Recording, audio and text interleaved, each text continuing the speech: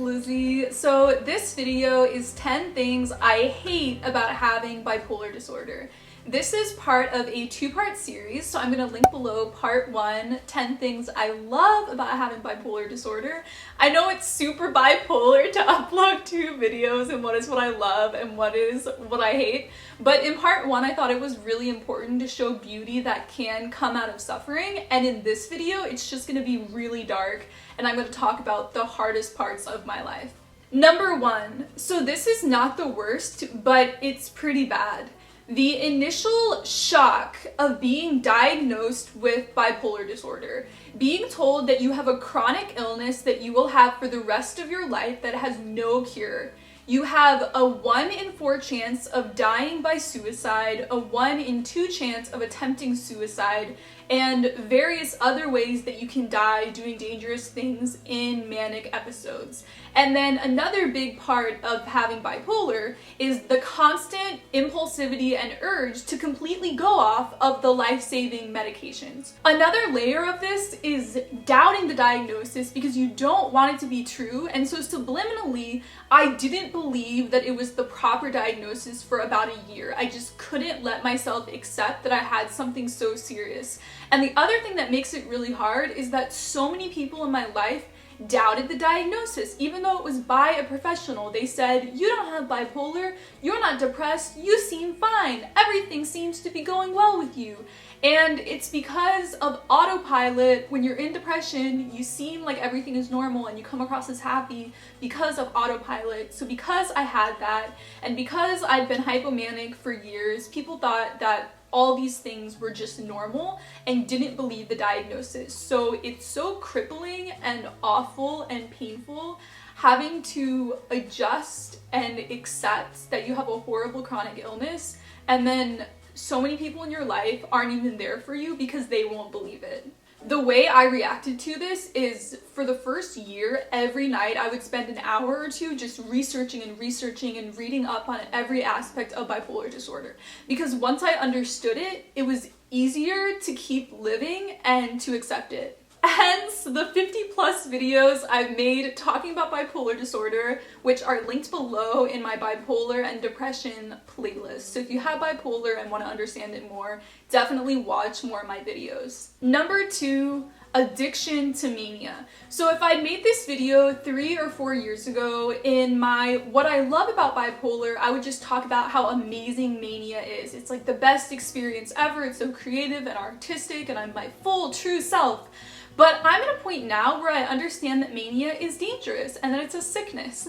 So when I was in late high school and college, my number 1 fear was being injected with heroin against my will and becoming addicted to a drug. This is such a specific, dark fear, and I think it came from watching a video on human trafficking and drug addiction in my psychology class, and so this was just my fear. And then my senior year of college, when I was diagnosed with bipolar disorder, I realized that my worst fear was actually manifested. Obviously, it's not as bad as being addicted to heroin, but because of my genes, I have an addiction ingrained into my personality where I'm addicted to mania against my will and will consistently try and go off my meds. I've gone off meds 5 times in 4 years. It used to be every 6 months I would just completely go off my meds. And it's so scary because everyone in your life can be supporting you and motivating you and wanting you to stay on meds, but you're ultimately in control, and so it's just scary moving forward that I could just go off my meds one day and shoot up into mania and ruin my life. Number 3 is a very specific part of depression called depersonalization. A lot of people have stereotypes of depression where it's just sadness or hopelessness or insecurity, but depression is nothingness. It's being numb and like ice. You don't have any emotions at all. And in part 1, I tried to describe the depersonalization. I was actually talking to my boyfriend last night about this and he had no idea what I was talking about. I think if you haven't experienced it, it's hard to imagine. But it's as if the string connecting your soul and your brain, it's think of it as like an electrical connection, like a iPhone cord or something. And it's hanging on by a tiny little wire, your soul and brain connection. Depersonalization is feeling like a stranger in your own head. It's as if your soul was implanted into someone else's brain. You're a stranger in your own head. And it's like being buried alive mentally. The same horror feeling you would have, except you can't scream because you tell everyone in your life, I'm in depression, this is horrible, it's the worst thing that's ever happened to me. But people in your life don't believe that you're actually in depression. And so it's like you're screaming, but no one can hear you. Another aspect of depression is called derealization, and it's as if there's a fog around you or you're underwater, and so you can't fully see or hear people. There's like a block around you, like a bubble or fog or water, and you're not fully in the world. But the depersonalization is definitely the scariest, most horror aspect of depression. And then within all of that, you completely lose every part of you that makes you you. You have no emotions, no passion, no motivation. You don't care about the things that you used to be so excited about and wake up in the morning and you're so passionate about doing all these things in your life. And then often you don't have the motivation to text friends back or to hang out with them. So people lose friends in depression as well. And your family and friends are constantly telling you, you're not depressed, you look great, you look fine. So within all of this, people aren't even there for you a lot of the time. And then I'm a Christian, so on a spiritual level, it feels like God completely abandoned you and you have no emotions in your relationship with God anymore. You don't know how to pray. In Catholicism, it's described as the dark night of the soul, which was so comforting when I learned that terminology because it's exactly what you're going through. Number 4, brain damage from depression. So I thought that after being on the right antidepressants, mood stabilizers, antipsychotics, I'm always on about 3 different medicines. I thought after getting the perfect cocktail of medication and being out of depression that everything would be okay, that I would be back to normal. But not at all. It's as if you had a really serious surgery and afterwards you have to do physical therapy to relearn how to use your hand to eat, how to walk, just every part. Physically, you lost the sensations in those parts of your body. And so you have to relearn how to do everything physically. Getting out of depression is the exact same except for mentally. So you forgot how to laugh, you forgot how to sing, you forgot how to cook, you forgot how to film, you forgot how to edit. Like every single part of my life of what makes me me, it's almost like in depression, because I was an autopilot, I was able to do all of these things, but the moment I was out of depression, I had to relearn how to do every mental task in my life. It's so horrible because you just want it to be over. And the other part about recovering from depression is that you cry and cry and cry and cry, and I just felt so traumatized in my relationship with God for a year after I got out of that depression. It's 2020 now, so it's been 4 years since I was in severe depression. And a couple of years ago, I finally healed from it and stopped crying every day. But it takes so long to fully recover from depression. And as we go into number 5, I'm still not fully recovered. Number 5 is memory loss. So in depression, the hippocampus part of your brain specifically shrinks, and that part of the brain is in charge of turning short-term memory into long-term memory. So my experiences in depression, like the whole 1.5 to 2 years I was in depression, I can barely remember anything in my life that happened. And this has continued. It's almost as if there's permanent damage to the hippocampus, and I think it's also made worse by sleep deprivation in mania. So basically, anytime I'm in a manic episode or a depression episode, I have memory loss, except for it's every part of my life now. So ever since I had that severe depression episode, I completely forget everything. And the only way to remember memories with my family and friends is if someone specifically goes in depth trying to talk about and recover the memory. Sometimes things can come back. And then if I journal and if I see a picture, sometimes it comes back, but a lot of times it doesn't. And I'm really grateful that I don't have a regular job, because if I had to do assignments and meetings and just basic work things, I would constantly be missing things and forgetting things. So luckily, I can just work for myself and do my YouTube channel, but it's a huge mess. And I'm gonna talk more about how this affects my relationship with my boyfriend, but it really, really hurts him how I forget our whole relationship. Number 6 is how bipolar destroys and damages romantic relationships. So I'm just gonna run through a list of things that happen. Number 1, when you're manic, you can lash out and get angry at people and say things that you don't mean. Number 2, this hasn't happened to me, but hypersexuality is when you cheat on your partner. And I've said this before, I'll say it again. If I was dating someone who is bipolar and they cheated on me in a manic episode, I would not break up with them, and I would immediately forgive and understand that it's just a symptom of them being sick. But a lot of people don't see it that way. So my boyfriend has said if I ever cheat on him, he's not taking me back. So it's so scary, because I feel like obviously I have the obligation to stay on my meds for the relationship, which is the only reason I've continually stayed on my meds for my boyfriend, because I know how much it hurts our relationship. Another thing, like I said, is the memory loss. When he refers to something that happened like a week ago or a few months ago, and he realizes I don't remember our relationship, it makes him really, really sad and hurt.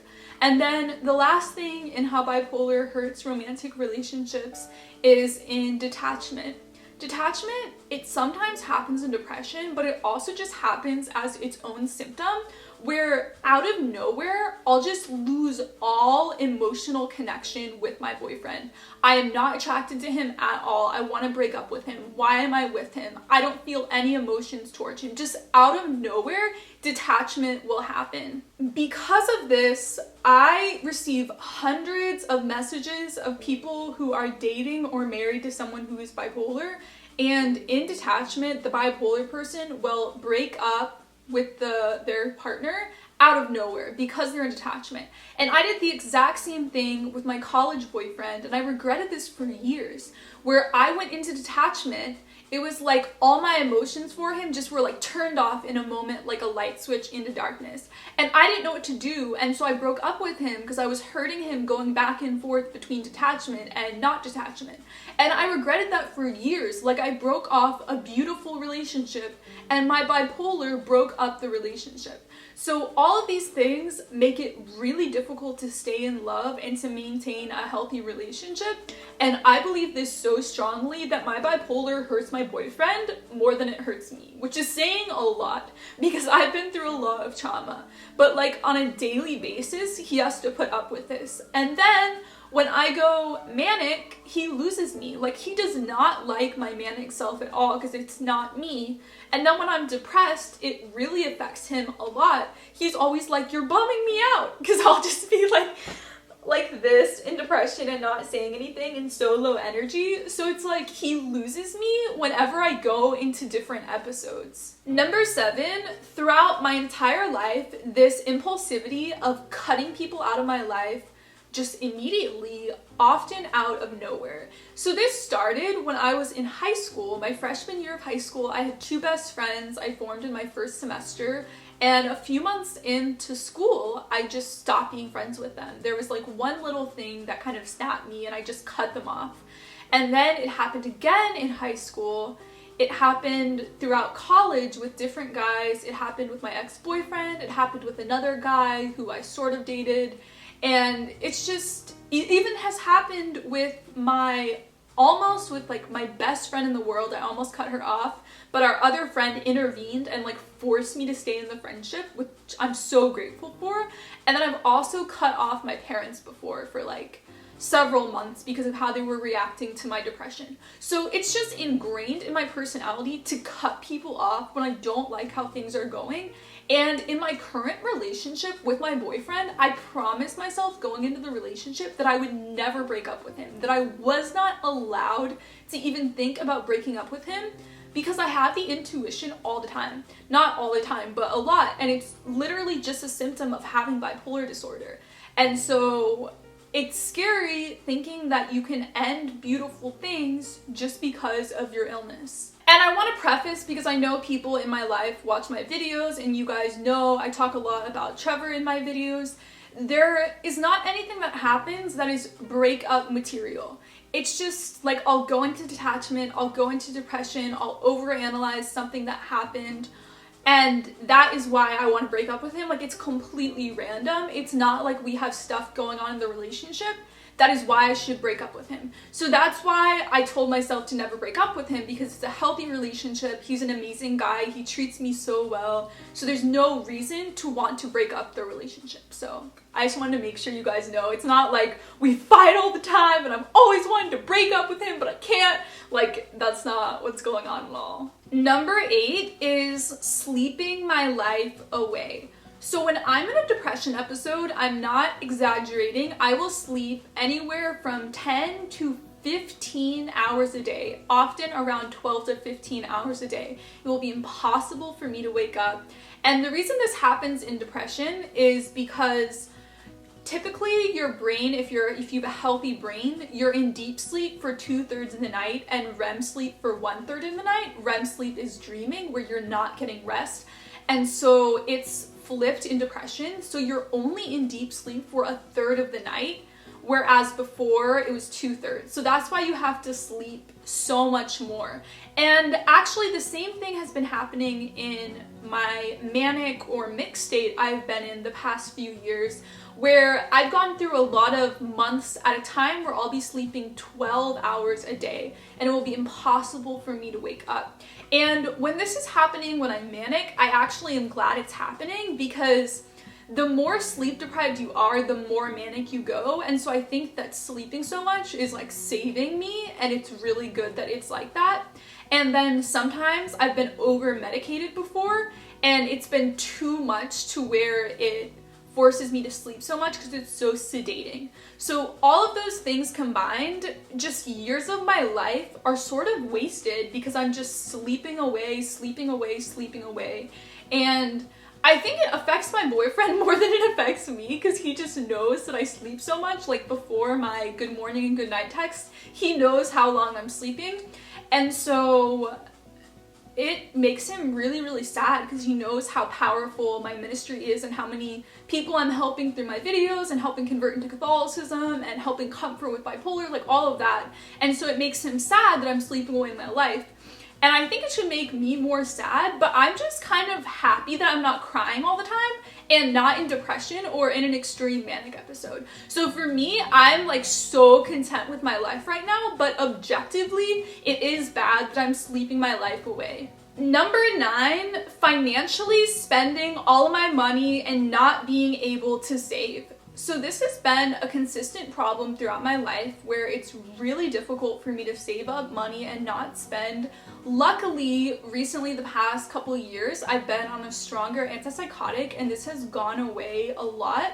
I've been so much better financially and been able to save my money. Don't worry, I'm not ditching all of your Patreon money. I've been really good the past couple of years, and I actually recently got a credit card so I can start building up credit, which I'm so excited about, because my mom had to co-sign on my apartment because I don't own a credit card, and I was so scared that I would just go into so much debt with a credit card. But I'm finally at a point where I've been very financially responsible, and I'm so comfortable being able to build up credit for myself. So this has changed a lot, but for years at a time, it was just impossible for me to not spend all my money. And luckily, I didn't have a credit card at the time, and so I wasn't completely ruining my life. It's such a real thing though that bipolar people will spike into a manic episode and just buy a plane ticket to Europe and leave their spouse and start dating someone else and spend $10,000 on all of these new things and quit their job. It's just so common to spend all of your money.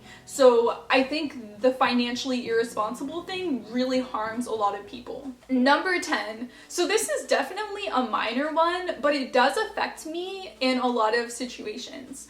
Not being able to drink alcohol. So this is my own choice. People with bipolar can drink, but for me, because alcohol is a depressant, it will put me into depression for a week after, even if I just have 1 or 2 drinks. So I decided a while ago to just stop drinking alcohol.